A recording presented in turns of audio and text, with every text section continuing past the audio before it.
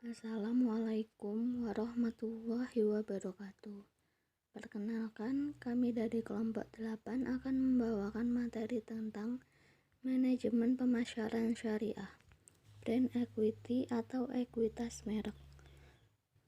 Anggota kelompok kami yaitu yang pertama saya sendiri, Wahyu Diana, yang kedua Mbak Nova Nafirotus Zulfa, dan yang terakhir Zuhratul Maulidah. Selanjutnya, untuk mempersingkat waktu, kita lanjut ke materi. Materi yang pertama yaitu pokok pembahasan.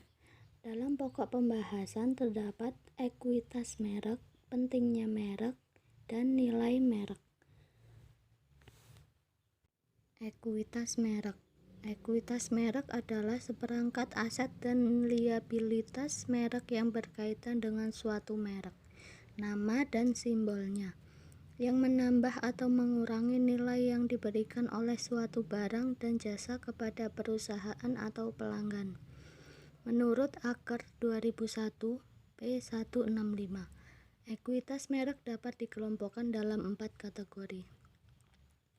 Yang pertama yaitu kesadaran merek, yang kedua asosiasi merek, yang ketiga persepsi kualitas, yang keempat loyalitas merek. Kesadaran merek. Kesadaran merek menunjukkan kesanggupan seorang calon atau mengenali atau mengingat kembali bahwa suatu merek merupakan bagian dari kategori produk tertentu. Yang kedua, asosiasi merek. Asosiasi merek menunjukkan persepsi yang terbentuk dalam benak responden mengenai karakteristik atau atribut-atribut produk yang dimiliki oleh suatu merek. Yang ketiga, persepsi kualitas. Persepsi kualitas menunjukkan persepsi pelanggan terhadap keseluruhan kualitas atau keunggulan suatu produk atau jasa layanan berkaitan dengan apa yang diharapkan oleh pelanggan. Yang keempat, loyalitas merek. Loyalitas merek mencerminkan tingkat keterikatan konsumen dengan suatu merek produk. Ukuran ini mampu untuk memberikan gambaran tentang mampu tidaknya seorang pelanggan beralih ke merek produk lain. Bila loyalitas terhadap suatu merek meningkat, keterentanan terhadap serangan pesaing dapat dikurangi. Selanjutnya akan dibacakan oleh Mbak Nova Nafirotus Zulfa. Untuk materi yang selanjutnya, kita akan membahas seberapa pentingnya merek bagi suatu produk. Merek merupakan identitas sebuah produk yang dapat dijadikan sebagai alat ukur apakah produk itu baik dan berkualitas. Fungsi merek adalah untuk membedakan barang atau jasa yang diproduksi oleh orang atau badan hukum dalam kegiatan perdagangan barang atau jasa. Terdapat 10 alasan pentingnya merek untuk suatu produk. Yang pertama, brand menempel di ingatan. Yang kedua, brand adalah aset. Yang ketiga, brand mengunggah sisi emosional konsumen. Yang keempat, brand menciptakan totalitas pada layanan usaha. Yang kelima, brand memudahkan pelanggan menemukan bisnis kita. Yang keenam, brand menciptakan kepribadian. Yang ketujuh, brand memiliki kekuatan untuk menarik konsumen. Yang kedelapan, brand akan menghemat biaya usaha. Yang kesembilan, brand mempengaruhi perilaku pengembelian. Dan yang kesepuluh, brand dan personal branding saling terkait.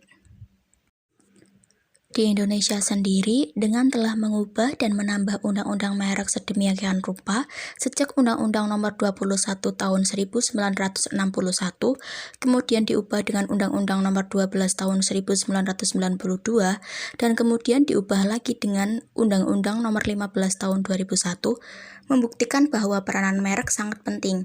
Undang-Undang Nomor 15 Tahun 2001 bertujuan untuk lebih memberikan perlindungan hukum bagi pemegang hak atas merek dagang. Pendaftaran merek sebagai dasar mencegah orang lain memakai merek yang sama pada pokoknya atau secara keseluruhan dalam peredaran barang atau jasa.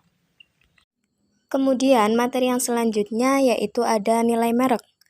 Tiwari dan Lee mendefinisikan nilai merek sebagai nilai gini bersih dari arus kas masuk produk bermerek dikurangi nilai kini bersih dari arus kas produk serupa yang tidak bermerek.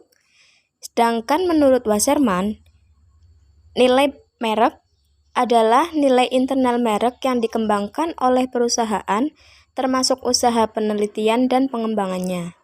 Nilai merek adalah penjumlahan nilai atribut merek dan ekuitas merek, dikurangi biaya untuk memiliki merek. Nilai merek memiliki fungsi dan keunggulan yang berbeda-beda. Menurut Shimamura, fungsi dan keunggulan yang pertama yaitu loyalitas memungkinkan pembelian atau transaksi berulang. Yang kedua, mengizinkan perusahaan menetapkan harga premium yang lebih tinggi, yang berarti margin yang lebih tinggi bagi perusahaan. Yang ketiga, berikan kredibilitas ke produk lain yang menggunakan merek. Yang keempat, aktifkan pengembalian yang lebih tinggi. Yang kelima, diferensiasi relatif dari pesaing yang jelas berharga dan berkelanjutan. Yang keenam, memungkinkan fokus internal yang jelas.